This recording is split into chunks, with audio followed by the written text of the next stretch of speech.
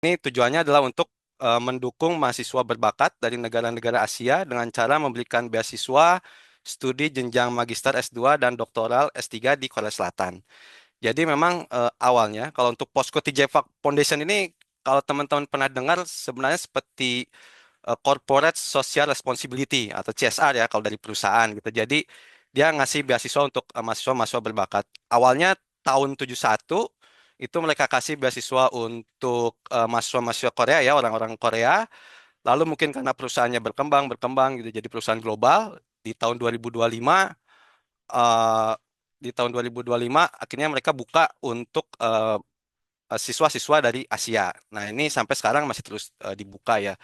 Sebenarnya untuk Posko Asia Fellowship ini ada tiga jenis ya. Pertama ada Scholarship for Asian Students Studying in Korea. Jadi ini yang akan saya bahas. Yang kedua ada Scholarship for Asian Universities. Ini sebenarnya Posko TJ Park Foundation kerjasama dengan universitas-universitas lokal yang ada di negara-negara di Asia. Kayak misal kalau di Indonesia mungkin ada kerjasama dengan ITB, UI, dan sebagainya gitu ya.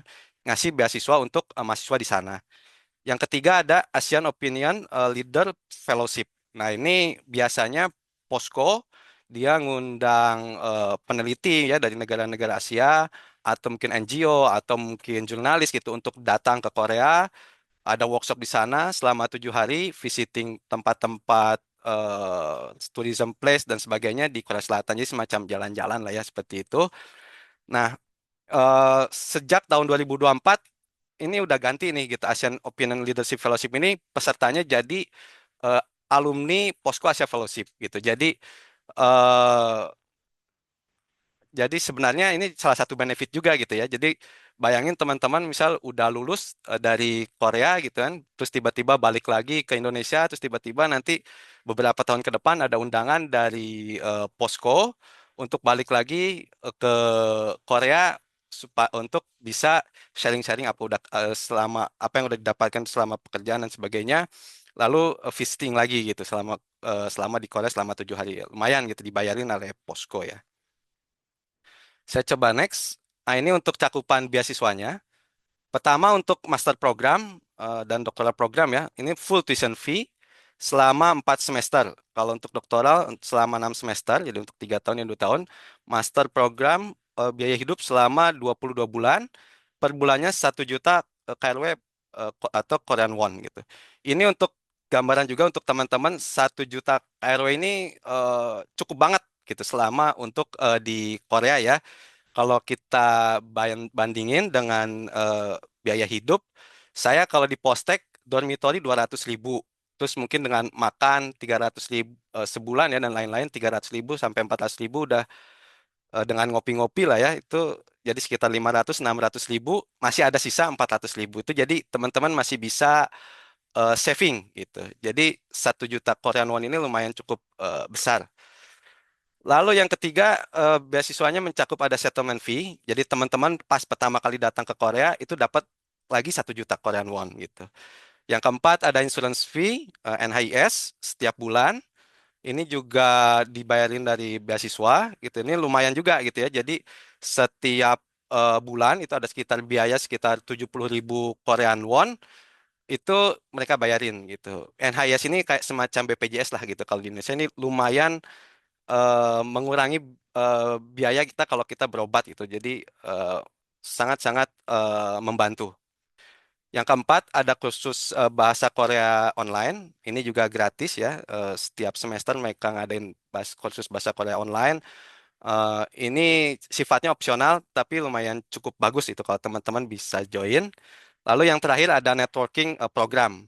Nah, untuk networking program ini sebenarnya ini lumayan cukup bagus juga ya, karena ini salah satu benefit juga dari beasiswa Posko Asia Fellowship ya kalau menurut saya gitu. Karena selain kita belajar, kita ada kesempatan untuk networking juga dengan teman-teman fellowship dari negara Asia yang lain. Seperti ada Korean Cultural Experience gitu, terus Certificate Award Ceremony ini pada saat awal masuk biasa ada sekitar 2 hari 1 malam kumpul bareng, ada upacara dan sebagainya, terus ada team building dan sebagainya. Lalu ada farewell party untuk teman-teman yang selesai lulus gitu ya, ada makan-makan bareng gitu dan sebagainya. Ini setiap tahun 2 kali dan juga yang terakhir ada workshop dan kunjungan ke publik Posko.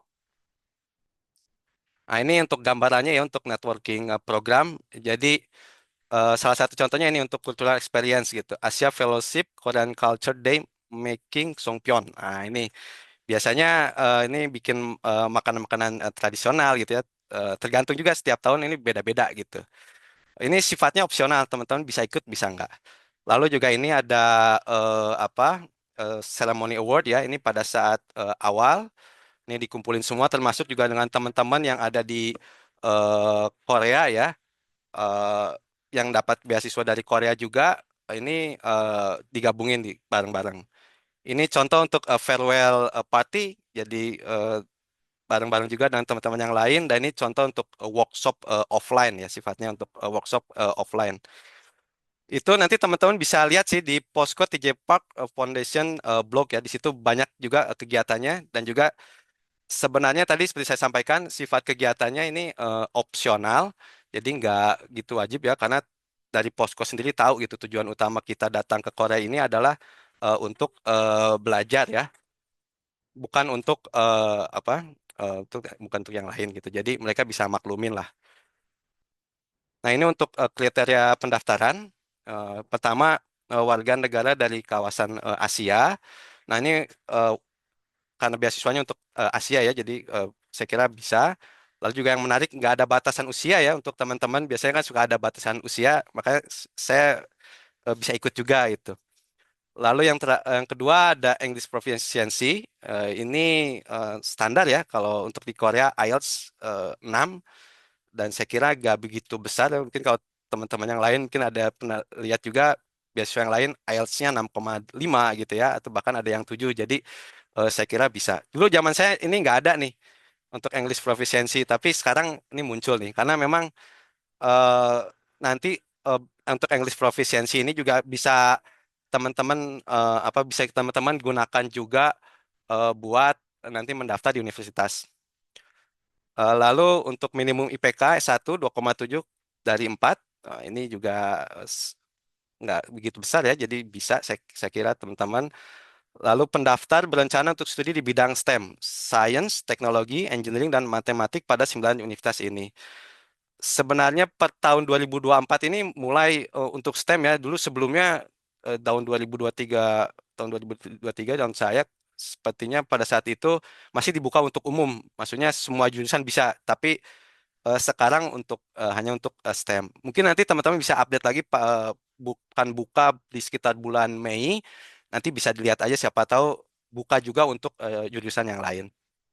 Terbatas di 9 universitas ini ada EWHI Women University, Hanyang University, KAIS, Korea University, Kyunghae University, Postek, SNU, Sungkun Wan University, dan juga Yonsei. Maksimum bisa dipilih 3 universitas. Saya coba lanjut. Ini untuk proses pendaftarannya. Teman-teman bisa akses website di sini ya, di postfrecruiter.co.kr atau juga bisa buka juga di Google, bisa dicek aja nanti Posko TJ Foundation atau beasiswa Posko Asia Fellowship, nanti akan ada tautan link ke sana. Dan submit dokumennya online gitu. Jadi semua dokumen submit online. Nah, ini untuk timeline aplikasinya, kalau dilihat juga simple ya, nggak begitu banyak proses. Mulai pengumpulan dokumen di bulan Mei, lalu pengumuman seleksi berkas, biasanya di akhir Juli, lalu interview minggu pertama Agustus, langsung udah pengumuman gitu. Jadi dokumen, keluar dokumen, terus seleksi, terus interview, habis interview pengumuman udah selesai gitu. Dan biasanya untuk tiga ini tentatif ya, nanti tergantung dari penyelenggara. Kebetulan waktu saya siswanya diperpanjang gitu, jadi Agustus masih bisa daftar tuh. Tapi habis itu udah langsung diproses dan cepet. Nah, untuk dokumennya ini juga nggak banyak. Jadi pertama ada application form, ada statement of purpose, terdiri dari self-introduction, future plan after study in Korea, research topic and detail research plan. Lalu ada recommendation letter, bisa dari profesor atau atasan tempat kita bekerja. Ini semuanya ada format dari PAF, jadi nanti teman-teman bisa download.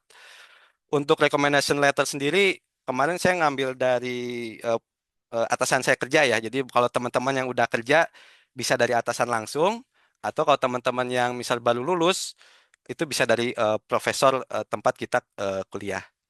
Saya coba kasih contoh untuk statement of purpose.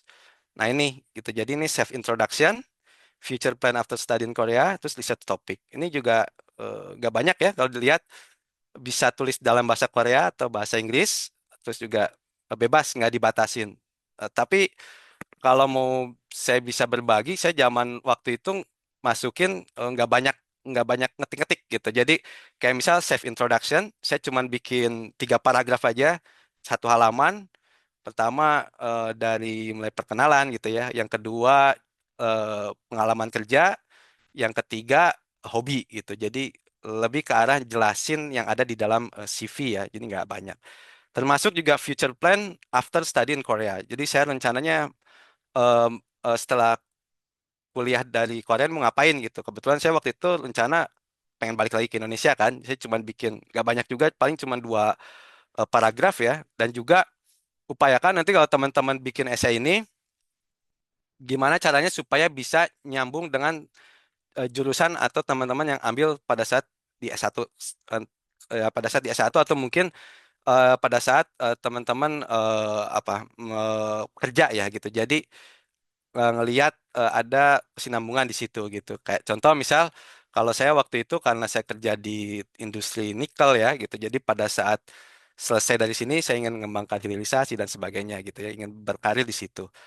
Lalu juga riset topik juga nggak banyak juga, saya cuman paling bikin 2 paragraf aja gitu ya. Jadi bikin singkat aja karena kan kita juga nggak tahu juga gitu ya untuk detailnya seperti apa gitu. Paling hanya generalnya aja gitu. Nah, itu saya balik lagi ya dari situ. Jadi eh, setelah itu dibuat, lalu juga ada Certificate of Baccalaureate Degree and Transcript standar ya, Proof Citizen Document kayak KTP, lalu Certificate of Language Proficiency ini bisa masukin tadi ya sertifikat bahasa Inggrisnya gitu. Atau mungkin kalau teman-teman yang udah punya topik ya atau bisa bahasa Korea bisa juga dimasukkan sebagai tambahan ya, dan itu saya rasa bisa jadi nilai plus juga. Nah, setelah dokumen disiapkan gitu ya, jadi habis itu kita tinggal nunggu aja untuk interview. Kebetulan pada saat sesi interview itu keluar ya, hasil pengumuman sesi berkas itu muncul, saya coba hitung-hitung lagi, waktu itu ada sekitar 32 orang ya yang seleksi berkas lolos. Dari 32 orang itu saya cek 9 orang masuk gitu ya. Jadi teman-teman bisa perkirakan tuh gitu ya, berapa sih mahasiswa Indonesia yang keterima gitu ya. Jadi mungkin sekitar ya 7 atau 9 orang gitu ya. Itu bisa keterima, bisa ikut di beasiswa Posko Asia Fellowship. Nah, pada saat interview sendiri sebenarnya eh, pertanyaan juga simple ya. Jadi nggak aneh-aneh gitu. Jadi kalau saya bisa gambarkan waktu itu interview via Zoom, dibikin kelompok itu jadi ada 4 orang ya. Jadi setiap sesi itu mungkin sekitar 15 menitan untuk satu kelompok. Itu nanti di sana ada yang mewawancarai, ada orang Indonesianya, itu dari perwakilan dari Posko Indonesia. Tapi di samping itu ada juga orang Koreanya. Jadi orang Koreanya itu di belakang gitu ya, di belakang layar gitu, tetap merhatiin gitu. Jadi mereka bertanya aja lebih ke arah memperdalam apa yang udah kita ketik. Jadi teman-teman untuk persiapan nanti pada saat interview, coba disiapkan dengan matang ya, dengan baik-baik dan juga dibaca-baca lagi gitu ya. Apa yang teman-teman udah tulis di statement of purpose. Jadi eh, perkenalan eh, perkenalan seperti apa gitu ya. Terus juga rencana nanti setelah balik kayak gimana. Terus kenapa pada pada waktu itu saya niat kuliah di Postek gitu ya. Jadi teman-teman usahakan juga tahu gitu ya universitas yang nanti teman-teman mau tuju itu seperti apa. Jadi upayakan sebelum daftar itu bisa sedikit riset gitu ya, riset kecil-kecilan lah gitu ya. Universitas yang mau dituju ini seperti apa dan kenapa sih beasiswa Posko ini sangat penting untuk menunjang karir teman-teman ke depannya. Dan juga sebagai tambahan terakhir itu biasa ada pertanyaan tuh terkait dengan posko gitu ya. Posko itu apa sih gitu. Jadi jangan sampai salah jawab gitu ya, karena apa teman-teman mau dapat beasiswa Posko Asia Fellowship tapi nggak tahu posko itu apa. Jadi coba nanti bisa dilihat atau diupayakan searching-searching aja di web, posko itu apa gitu ya. Jadi seperti itu untuk proses pendaftaran sebenarnya nggak banyak ya, simple sih kalau menurut saya dan juga mudah lah seperti itu. Itu barangkali mungkin ini sedikit aja tambahan dari saya ya, mungkin untuk teman-teman yang niat gitu ya atau mungkin mau masuk ke Postek gitu ya ke Pohang. Ini sedikit tambahan aja satu slide. Jadi kalau di Pohang itu atau pada saat awal ya di Postek itu biasanya ada orientasi gitu ya untuk mahasiswa-mahasiswa internasional. Ini kebetulan ada saya mengalami apa mereka memberikan cultural experience ya gitu apa nabu-nabu drum gitu tradisional lah itu macam-macam lah gitu seperti itu. Terus juga biasanya kalau government atau mungkin pemerintah lokal di daerah itu sering bikin ini juga apa festival-festival. Ini kebetulan kami juga join juga nih Mas Indonesia sampai masuk website lokal di sana, nyoba-nyoba permainan tradisional dan sebagainya gitu ya. Lalu juga di Postek itu mereka juga ngasih bukan ngasih beasiswa sih, ngasih les kuliah les bahasa Inggris bahasa Korea gratis gitu ya, online. Ini kebetulan waktu itu main bareng-bareng dengan gurunya gitu ya di salah satu di Spacewalk ya. Ini salah satu tempat wisata juga di Pohang dan juga Pohang itu sebenarnya kota kecil gitu ya. Jadi sekitar 5 jam ya kalau dari Seoul nggak begitu besar, tapi Pohang itu punya segalanya.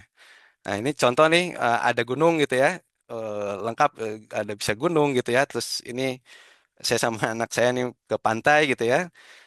Lalu juga bisa lihat sungai gitu ya dan sebagainya. Jadi taman juga banyak eh, dan masih banyak lagi lah gitu ya. Jadi eh, kalau menurut saya Pohang itu mungkin nggak serame kayak di Seoul atau di Busan, tapi eh, tempat yang pas buat belajar karena nggak banyak distraksi lah gitu. Jadi untuk healingnya banyak, ada yang healingnya banyak dan juga kita bisa fokus belajar.